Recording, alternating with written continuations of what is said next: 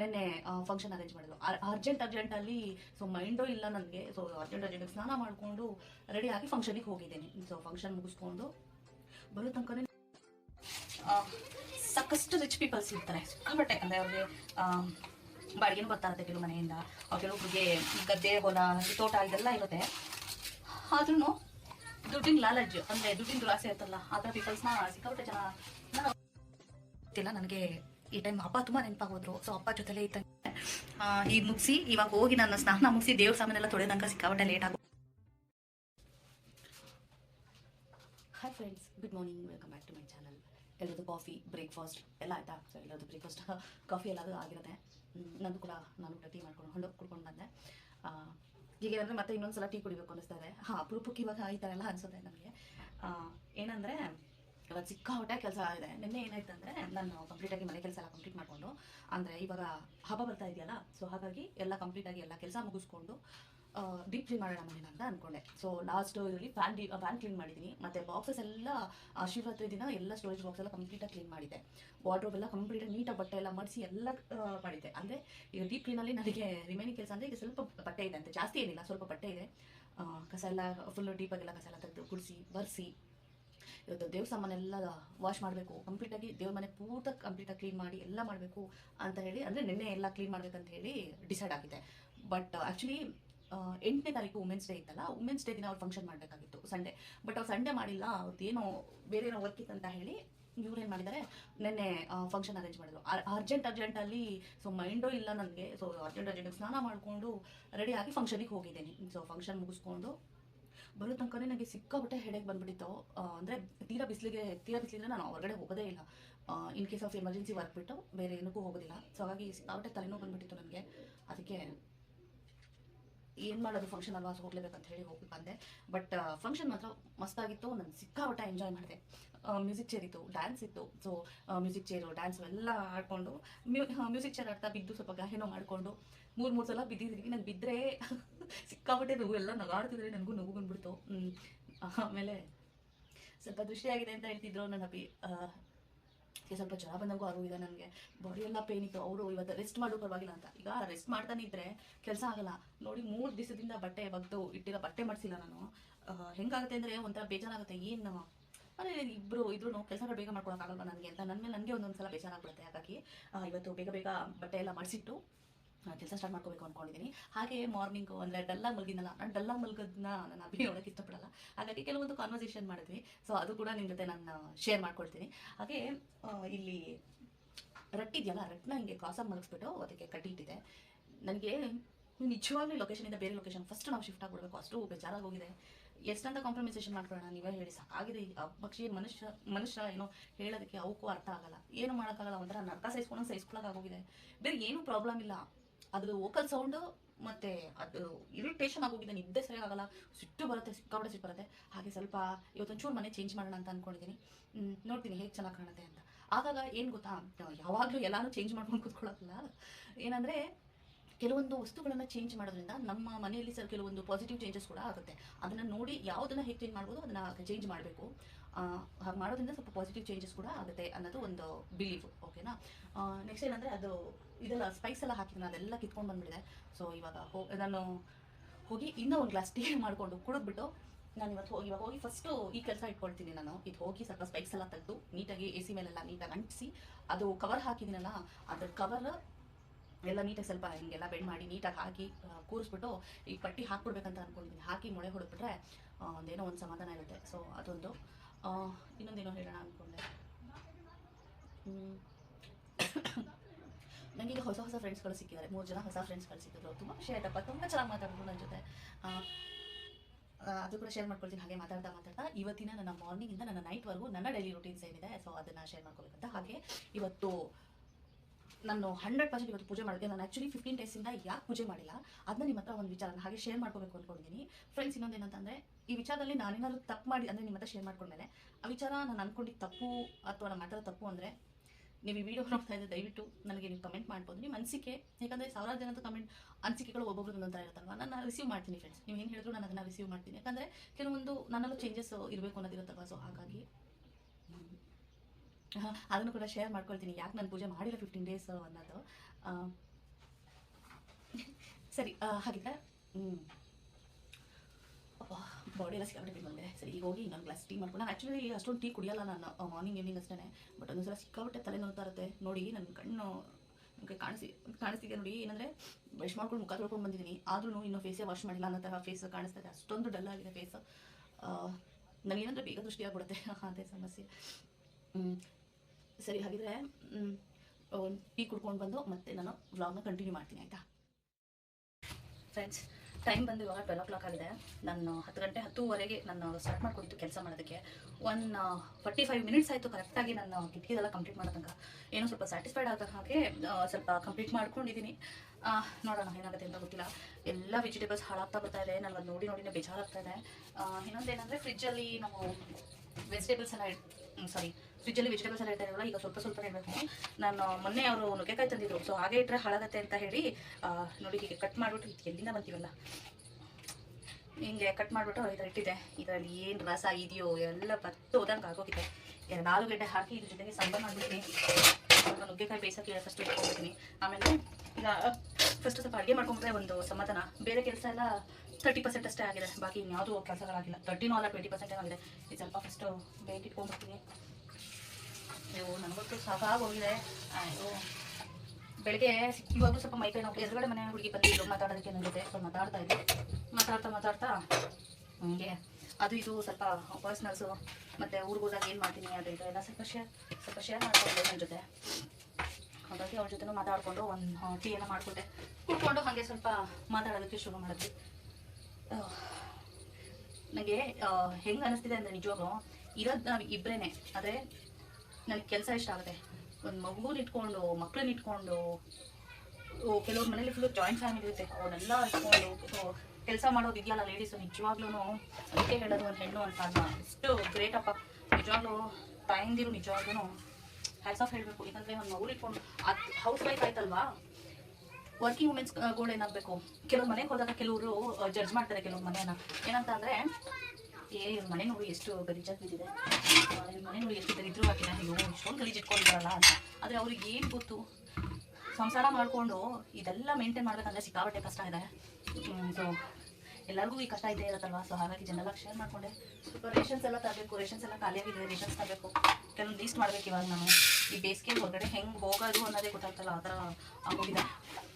ಹಬ್ಬೆ ಜೊತೆ ಹೀಗೆ ಪರ್ಸ್ನಲ್ ಆಗಿ ಕೆಲವು ವಿಚಾರನ ಹೀಗೆ ಶೇರ್ ಮಾಡ್ಕೊಳ್ತಾ ಇದ್ದೀವಿ, ಜನರಲ್ ಆಗಿ ಹೀಗೆ ಮಾತಾಡ್ಕೊಳ್ತಾ ಇದ್ದೀವಿ. ಏನಂದರೆ ಅವರ ಸರ್ವೀಸಲ್ಲಿ ಕೆಲವು ಪೀಪಲ್ಸ್ನ ನೋಡಿದ್ದಾನೆ. ಯಾವ ಥರ ಅಂದರೆ ಸಾಕಷ್ಟು ರಿಚ್ ಪೀಪಲ್ಸ್ ಇರ್ತಾರೆ ಸಿಕ್ಕಾಪಟ್ಟೆ. ಅಂದರೆ ಅವ್ರಿಗೆ ಬಾಡಿಗೆನೂ ಬರ್ತಾ ಇರುತ್ತೆ ಕೆಲವು ಮನೆಯಿಂದ, ಕೆಲವೊಬ್ರಿಗೆ ಗದ್ದೆ ಹೊಲ ತೋಟ ಇದೆಲ್ಲ ಇರುತ್ತೆ.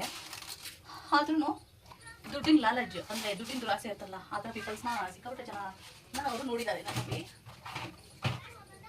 ಅಪ್ಪನೂ ಕೂಡ, ನನ್ನ ಅಪ್ಪನಿಗೂ ಈ ಥರ ಎಲ್ಲ ಎಕ್ಸ್ಪೀರಿಯನ್ಸ್ ಆಗಿದೆ, ಅದನ್ನು ಅಪ್ಪನೂ ಹೇಳ್ತಾ ಇದ್ರು.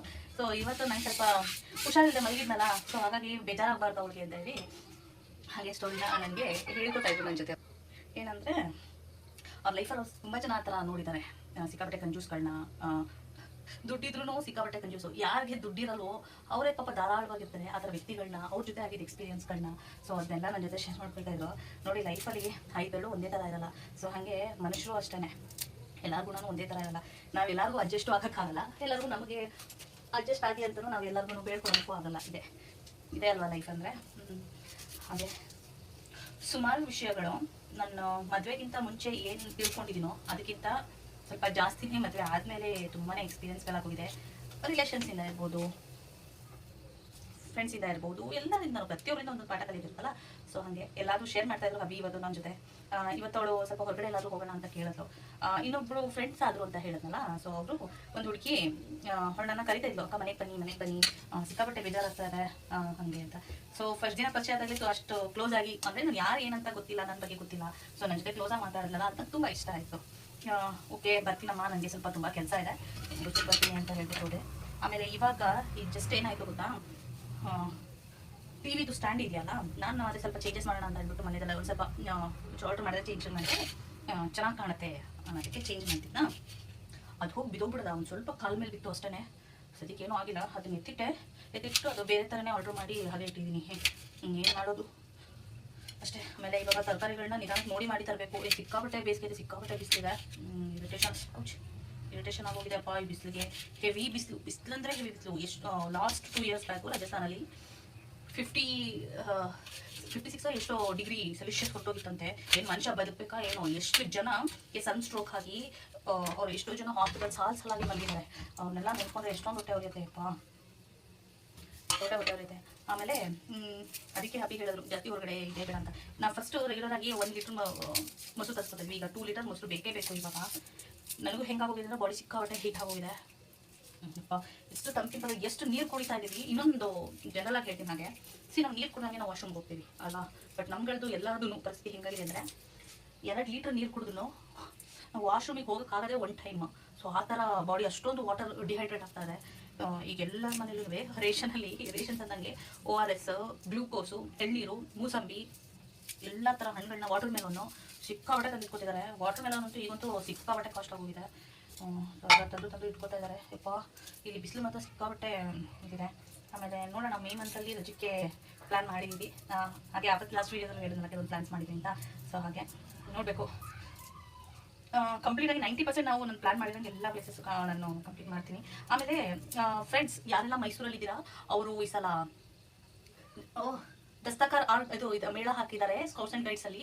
ಇದು ಮಹಾರಾಜ ಗ್ರೌಂಡ್ ಇದೆಯಲ್ಲ ಅಲ್ಲಿ. ಸೊ ಯಾರಿಗೆಲ್ಲ ಮನೇಲಿ ಕೂತು ಬೇಜಾರಾಗ್ತಾ ಇದೆಯೋ, ಹೊರಗಡೆ ಹೋಗ್ಬೇಕು ಅನ್ನಿಸ್ತಾ ಇದೆಯೋ, ಯಾರಿಗೆಲ್ಲ ಮೇಳ ಇಷ್ಟ ಇದೆಯೋ ಹೋಗ್ಬಿಟ್ಟು ಬಂದ್ಬಿಡಿ, ಓಕೆನಾ. ಇಲ್ಲಾಂದರೆ ಸಿಕ್ಕಾಪಟ್ಟೆ ಮಿಸ್ ಮಾಡ್ಕೊಳ್ತೀರಾ, ಓಕೆನಾ. ಈಗ ನೋಡಿ ನಾನು ಇಲ್ಲಿ ಕೂತ್ಕೊಂಡು ಒಂಥರ ಕೊರಗಂಗಾಗಿ ಹೋಗಿದೆ. ಅಯ್ಯೋ ನಮ್ಮೂರಿಗೆ ಹೋಗ್ತೀವಿ, ನಮ್ಮೂರು ಒಂದು ಕಡೆ ನಮ್ಮೂರಿಗೆ ಹೋಗಿಲ್ಲ ಅಂತ, ಇನ್ನೊಂದು ಕಡೆ ಮೇಳ ಹಾಕಿದ್ದಾರೆ. ಮೇಳ ನೋಡೋಕ್ಕಾಗ್ತಾ ಇರಲ್ಲ ಅನ್ನೋದು ನನಗೆ ಒಂದು ಕಡೆ.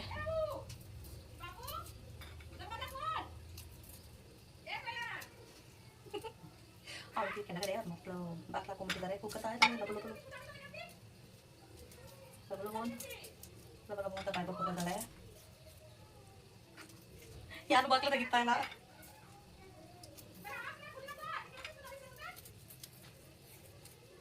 ಆಟಾಡ್ಸೋದಕ್ಕೆ ಬೇಕು ಅಂತ. ಇಲ್ಲಿ ಜನ ಹೇಗಿದ್ದಾರೆ ಅಂದರೆ ಒಬ್ರಿಗೊಬ್ರಿಗೆ ಸಹಾಯ ಮಾಡೋ ಮೆಂಟಾಲಿಟಿ ಇಲ್ಲ. ಅದೇ ಒಂದು ಸಣ್ಣ ತಪ್ಪು ಏನಾದ್ರು ಮಾಡಿಬಿಟ್ರೆ, ಏನೋ ಗೊತ್ತಿಲ್ಲದೇನೋ ಏನಾದರೂ ಆಗ್ಬಿಟ್ರೆ ಇಡೀ ಲೇಡೀಸ್ ಗ್ರೂಪೇ ಕೂತಿರುತ್ತೆ ಇಲ್ಲಿ ಮಾತಾಡೋದಕ್ಕೆ. ಎಲ್ಲ ಅಯ್ಯೋ ಒಬ್ರೊಬ್ರ ಬಗ್ಗೆ ಮಾತಾಡ್ಕೊಂಡು ಕೂತ್ಕೊಳ್ಳೋದಕ್ಕೆ, ಮಾಡೋಕ್ಕೆ ಬೇರೆ ಕೆಲಸ ಇರಲ್ಲ. ಇಂಥ ದರಿದ್ರ ಕೆಲಸ ಮಾಡೋದು ಇದಕ್ಕೆಲ್ಲ ಲಾಯಕ್ ಹೋಗ್ಕೊಳ್ಳಲ್ಲ. ಕೇಳಿಸ್ತಿದೆಯಾ ವಯಸ್ಸು ಕಿಚ್ಕೊಳಾಗಳೆ ವಿಡಿಯೋ ಕಿಚ್ಕೊಳ್ಳಿ. ನಾನಿವಾಗ ಅಡುಗೆ ಮಾಡಬೇಕು. ಅಡುಗೆ ಮಾಡಿ ಇವತ್ತು ತಣ್ಣೀರಲ್ಲಿ ಸ್ನಾನ ಮಾಡ್ಕೊಳ್ಳೋಣ ಅಂದ್ಕೊಂಡೆ, ಆಗಲ್ಲ. ಸ್ವಲ್ಪ ಬಿಸಿನೀರು ಬೇಕು, ಸುಡ ನೀರು ಬೇಕು. ಅದಕ್ಕೆ ಈಗ ಅಡುಗೆ ಮುಗಿಸಿ ಅಡುಗೆ ಮನೆಯೆಲ್ಲ ಕ್ಲೀನ್ ಮಾಡಿಬಿಟ್ಟು ನಾನು ಮತ್ತೆ ಮಾತಾಡ್ತೀನಿ ನಿಮ್ಮ ಜೊತೆ, ಓಕೆ. Friends good evening. ನನ್ನ ಈಗ ಟೈಮ್ ಬಂದು 5 o'clock ಆಗಿದೆ. ನಾನು ಇನ್ನೂವರೆಗೂ ನನಗೆ ಕೆಲಸ ಮುಗ್ತಿಲ್ಲ. ಆ್ಯಕ್ಚುಲಿ ನಾನು ನನ್ನ ಹಾಬಿ ಏನಂತ ಪ್ಲ್ಯಾನ್ ಮಾಡ್ಕೊಳ್ತೀನಿ ಅಂದರೆ, ಈಗ ಜಸ್ಟ್ ಹಾಬಿ ಊಟಕ್ಕೆ ಬಂದಿದ್ದು ಆವಾಗ ಪ್ಲ್ಯಾನ್ ಮಾಡ್ಕೊಳ್ತೀವಿ. ಸರಿ ಮೇ ಏಪ್ರಿಲ್ ಎಂಡಪ್ಪ ಮೇಗೆ ರಜಕ್ಕೆ ಹೋಗೋಣ ಅಂತ ಹೇಳಿ. ಎಷ್ಟು ಫ್ಲಾಪ್ ಆಯಿತು ನಮ್ಮ ಪ್ಲ್ಯಾನ್ ಅಂದರೆ, ನನಗೆ ಆ ವಿಚಾರ ಕೇಳಿ ನನಗೆ ನಿಜವಾಗ್ಲೂ ಬೇಜಾರಾಗೋಯಿತು. ಏನಂದರೆ ನಾವು ಯಾವತ್ತೂ ನಾವು ಅದರ ಪ್ಲ್ಯಾನ್ ಮಾಡ್ಕೋಬೇಕಾದ್ರೆ ಇವಾಗ ಹೋಗ್ಬೇಕಂತ ಹೇಳಿದ್ರೆ ನಾವು ಹೊರಟ್ವಿ. ಆ ಥರ ಪ್ಲ್ಯಾನ್ ಮಾಡ್ಕೊಂಡಿದ್ವಿ ನಾವು. ಇದೇ ಫಸ್ಟ್ ಟೈಮ್ ನಮಗೆ ಈ ಥರ ಪ್ಲ್ಯಾನ್ಲೆಸ್ ಆಗ್ತಾ ಇರೋದು ಅಂತಂದರೆ ಒಂದು ಕಡೆ ನಿಜವಾಗ್ಲೂ ತುಂಬ ಕೋಪ ಬಂತು. ಬಟ್ ಇಟ್ಸ್ ಓಕೆ, ಏನೇ ಆಗೋದಾದ್ರೂ ಒಳ್ಳೆಯದಕ್ಕೆ ಆಗುತ್ತೆ, ನಿಧಾನಕ್ಕೆ ಆಗಲಿ. ಅಂದರೆ ನಾನು ಈ ವ್ಲಾಗಲ್ಲೇ ಹೇಳ್ಬೋದು ನಿಮಗೆ ಏನಕ್ಕೆ ಈ ವರ್ಕ್ ಡಿಲೇ ಆಗ್ತಾ ಇದೆ, ಅಂದರೆ ನಾವು ರಜೆಗೆ ಹೋಗೋ ಡಿಲೇ ಆಗ್ತಿದೆ ಅಂತ. ನನಗೂ ಕೂಡ ಸಿಕ್ಕಾಪಟ್ಟೆ ಬೇಜಾರಾಗ್ತಾ ಇದೆ. ಒಂಥರ ಪಂಜರದಲ್ಲಿರೋ ಹಕ್ಕಿ ಥರ ಆಗೋಗಿದೆ ನಮ್ಮ ಪರಿಸ್ಥಿತಿ. ಆಮೇಲೆ ಇನ್ನೊಂದೇನಂತಂದರೆ ನಾನು ನಿಮ್ಗೆ ಹೇಳಿದ್ದೆ ಬೆಳಗ್ಗೆ, ಯಾಕೆ ನಾನು ಪೂಜೆ ಮಾಡಿಲ್ಲ ಇಷ್ಟು ದಿನ ಆದ್ರೂ ಅಂತ ಹೇಳ್ಕೋಬೇಕು ಅಂತ ಅನ್ಸುತ್ತೆ. ಅದಕ್ಕೆ ಹಾಗಾಗಿ ಹೇಳ್ತಾ ಇದ್ದೀನಿ. ಏನಂದರೆ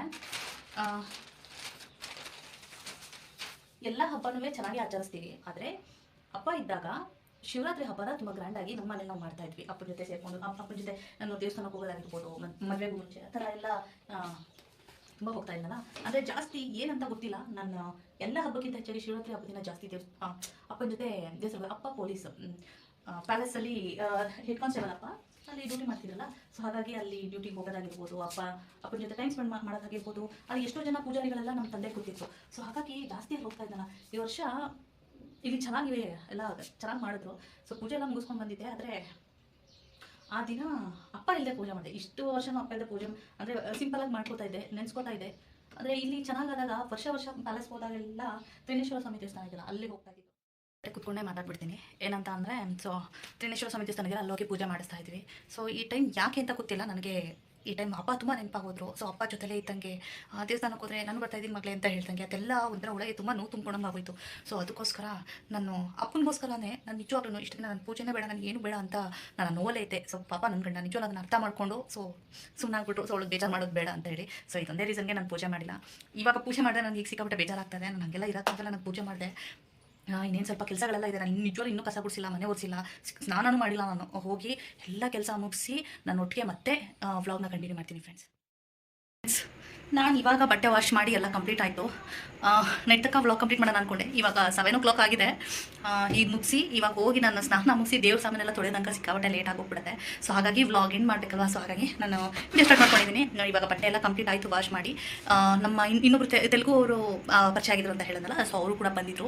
ಇಷ್ಟು ತನಕ ಅವ್ರ ಜೊತೆನೂ ಮಾತಾಡಿಕೊಂಡು ಸೊ ಎದುರುಗಡೆ ಮನೆ ಅವರು AC ಏನೋ ಸೇಲ್ ಮಾಡ್ತಾಯಿದ್ರು, ಸಾರಿ AC ಅಲ್ಲ ಕೂಲರ್ ಏನೋ ಕೊಡ್ತಿದ್ರು, ಅದಕ್ಕೆ ಅದು ನೋಡ್ಕೊಂಡು ಹೋಗೋದಕ್ಕೆ ಅಂತ ಬಂದಿದ್ರು. ಏನು ಡಿಸೈಡ್ ಮಾಡಿದ್ರೆ ಅಂತ ಕೇಳಿಲ್ಲ, ಬಟ್ ಮನೆಗೆ ಬಂದಿದ್ರು ಮಾತ್ರ ತುಂಬ ಖುಷಿ ಆಯಿತು. ಸೊ ನಮ್ಮನ್ನು ಕರೆದಿದ್ದಾರೆ, ನೋಡೋಣ ಒನ್ ಡೇ ಫ್ರೀ ಮಾಡ್ಕೊಂಡು ಹೋಗಬೇಕು. ಸೊ ಹಾಗಾಗಿ ಈಗ ಎಲ್ಲ ಕೆಲಸ ಮುಗಿಸಿದ್ದೀನಿ, ಬೇರೆ ಇನ್ನೇನು ಇಲ್ಲ. ಹೋಗಿ ಇವಾಗ ಸ್ನಾನ ಮುಗಿಸಿ ದೇವ್ರ ಸಾಮಾನು ತೊಳೆದ್ರೆ ನನ್ನೊಂದು ಕೆಲಸ ಮುಗಿಯುತ್ತೆ. ನಾಳೆ ಇನ್ನೊಬ್ರು ನೇಬರ್ ಮನೆಗೆ ಹೋಗೋಣ ಅಂತ ಅಂದ್ಕೊಂಡಿದ್ದೀನಿ ಟೈಮ್ ಸಿಕ್ಕಿದ್ರೆ. ನಾನು ಇವತ್ತು ಇಲ್ಲಿಗೆ ವೀಡಿಯೋನ ಕಂಪ್ಲೀಟ್ ಮಾಡ್ತಾ ಇದ್ದೀನಿ. ಮತ್ತೊಂದು ಇಂಟ್ರೆಸ್ಟಿಂಗ್ ವೀಡಿಯೋ ಜೊತೆ ಮತ್ತೆ ಸಿಗ್ತೀನಿ. ಸೊ ಅಲ್ಲಿವರೆಗೂ love you, take care, bye bye.